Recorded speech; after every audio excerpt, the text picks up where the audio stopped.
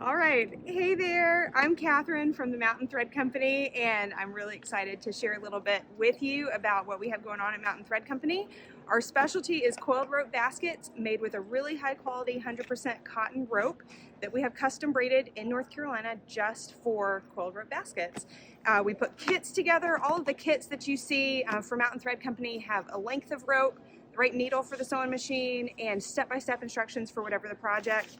This one, the basket with handles, this is something brand new we came out with in 2021, and it just makes this really cute basket. We like to say, and yes, it has handles, but you get to learn kind of a new and interesting technique, and we give finishing details, ways to use up those fabric scraps from favorite projects to get some fun and interesting colors. And we really love what we do, and we want our kits to be approachable for folks to be able to try at whatever level they're at and kind of revisit some fabrics from other projects and things like that. So we do have some other kits around, and I can show you we've got some coaster kits. That's a good one to start with, give you a little practice there with some coasters.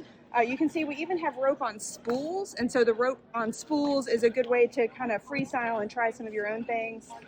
Set of 3 rope bowls is really fun because you get to make 3 projects.